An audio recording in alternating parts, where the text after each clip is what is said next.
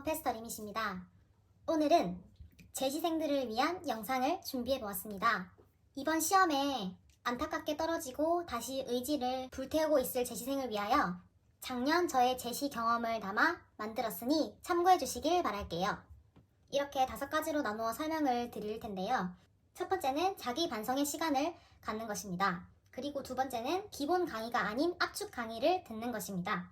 그리고 세 번째는 단권화의 중요성입니다. 그리고 네 번째는 모의고사를 급하게 풀지 말라입니다. 그리고 5번째는 마음가짐에 대한 이야기입니다. 그럼 첫 번째 반성의 시간부터 말씀드리겠습니다. 첫 번째, 자기 반성의 시간 가지기입니다. 지금은 8월 말, 지방직 시험 후 약 2달 정도가 지난 시점입니다. 한창 다시 열공을 시작해서 열심히 달리는 재시생들도 있을 거고, 아니면 9월부터 해야지 하는 재시생들도 있을 거예요. 시작을 했든 안 했든 저번 시험을 돌아보는 시간을 꼭 가지셨으면 좋겠습니다.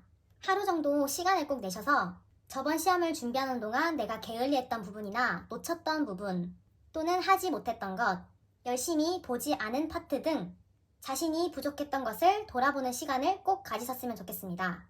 그래야 앞으로 어떻게 계획을 짤지 알 수 있거든요. 예를 들어 저 같은 경우는 솔직히 저는 영어 단어를 열심히 하지 않았어요. 그리고 독해도 제대로 하고 있는 건지 모를 정도로 부족했고, 영어뿐만 아니라 행정법, 행정학도 굉장히 불안한 상태였어요. 그렇게 제 약점을 알고 다음 시험을 준비할 때는 제가 부족했던 영어에 시간 투자를 굉장히 많이 했습니다. 그리고 행정법, 행정학도 안정감을 가질 수 있도록 열심히 했습니다. 여러분도 다음 시험을 위해서 무작정 달리기에 앞서 자기 스스로를 돌아보는 그런 자기 반성의 시간을 가지시길 바래요. 하루 정도는 그렇게 자기를 돌아보는 시간을 가지시고 앞으로의 계획을 어떻게 세워야 할지 진지하게 고민하는 시간을 한번 가져보세요. 아마 앞으로의 방향을 잡는 데 큰 도움이 되실 거예요. 두 번째로는 기본 강의가 아닌 압축 강의입니다. 이게 어떤 말이냐면, 저에게 많은 재시생들이 이런 질문을 많이 하셔요. 저 다시 이번에 재시하는데 기본서를 다시 사야 하나요? 또는 기본 강의부터 들으셨나요? 많이들 여쭤보시더라고요. 저는 기본서를 다시 사지 않았고요. 기본 강의를 다시 듣지 않았습니다.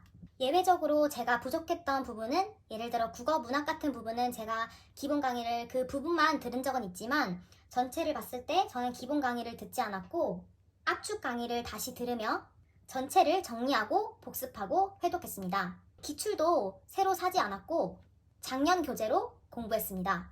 예외로 국어 같은 경우는 그 감을 유지하기 위해서 새로 기출문제를 사서 풀었지만 나머지 과목은 새로 사지 않았고 최신 기출이 모여있는 최신 1개년이나 추록 문제집을 사서 최신 유형만 새로 다뤘습니다. 제가 기출을 회독하는 방법은 인스타그램 투표를 통해서 진행을 했었는데요. 많은 분들이 투표에 참여해 주셨더라고요. 그래서 제가 그 결과를 반영해서 다음 영상에 회독하는 방법을 자세히 다룰 예정입니다. 아무튼 그래서 제가 압축 강의를 들으며 공부했던 책들을 소개해드리고자 합니다. 우선 국어는 이 한 권으로 정리하는 마무리입니다. 이 마무리 책은 굉장히 정리가 잘 되어 있고 압축이 잘 되어 있어서 여기도 적혀 있다시피 공무원 국어 최고의 요약서라고 말을 할 수 있습니다. 보시다시피 저는 이 책으로 다시 재시를 시작했습니다. 한자도 여기 있는 책으로 거의 공부를 했습니다. 그리고 한국사는 모두 다 아시다시피 합격생 필기노트로 공부했습니다. 필기노트는 매년 새로 추가되는 내용이 있기 때문에 새 걸로 샀어요. 안에는 이런 식으로, 필기노트는 모든 분들이 가지고 있을 거라고 생각하는데요. 정말 좋은 책입니다. 이 한 권에 거의 모든 것이 들어있다고 생각하고 굉장히 정리가 잘 되어 있어서 저는 이 한 권으로 계속 회독하고 공부했습니다. 그리고 영어는 제가 예외적으로 굉장히 못했던 과목이고 약점이었기 때문에 구문 천재로 다시 기본으로 돌아가서 들었습니다. 구문 천재는 독해를 위한 기초 단계라고 보시면 되는데요. 저는 독해가 굉장히 불안했기 때문에 기초부터 다시 다지자, 진짜 마지막으로 기초를 다시 보자 라는 마음으로 구문 천재를 다시 들었습니다. 책은 이런 식으로 공부를 했습니다. 그리고 행정법은 이 써니 행정법 총론 SOS 책을 공부했습니다. 이것도 마찬가지로 요약책인데요. SOS 책은 이 워크북 책과 함께 같이 들어있어서 이 두 강의를 모두 들었는데요. 안에는 이런 식으로 공부를 했습니다. 마지막으로 행정학입니다. 행정학은 이 합격 노트라는 책으로 공부를 했습니다. 이것도 마찬가지로 요약이 잘 되어 있어서 굉장히 좋았습니다. 그래서 방금 소개해드린 책들로 저는 제시를 했을 때 그 책으로 다시 시작을 했습니다. 세 번째는 단권화입니다. 공무원 공부는 단권화가 정말 중요한 것 같아요. 모든 과목이 양은 너무 많은데 공부할 시간은 부족하기 때문에 단권화를 해서 공부할 양과 시간을 줄이는 게 제일 중요합니다.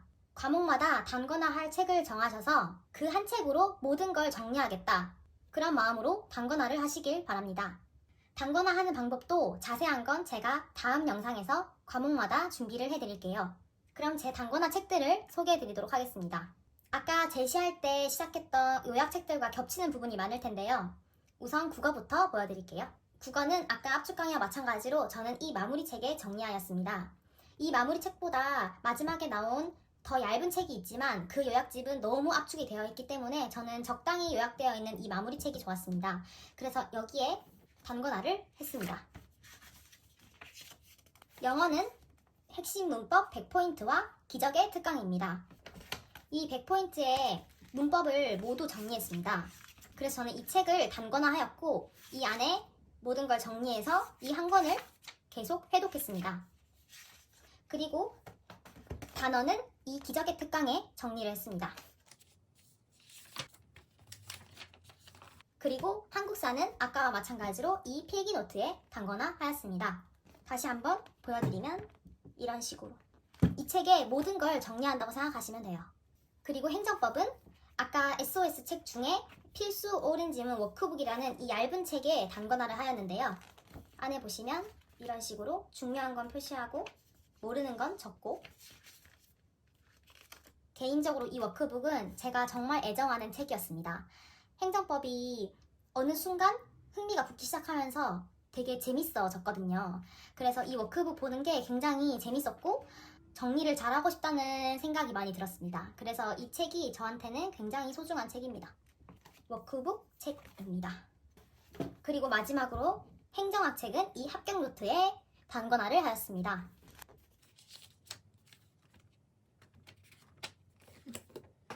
이 단권화 책들은 제가 시험 전까지 이 책들만 무한 해독했고요. 정말 달달달달 외워야지 하는 마음으로 계속 봤던 것 같습니다.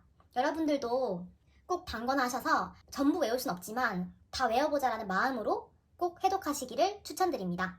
네 번째로는 모의고사에 관련된 이야기입니다. 모의고사 성급히 풀지 않기인데요. 아마 지금 마음이 막 급하셔서 모의고사로 자신의 실력을 테스트해보고 싶고 빨리 풀고 싶으신 분들이 계실 거예요, 분명. 근데 너무 급하게 생각하지 마세요.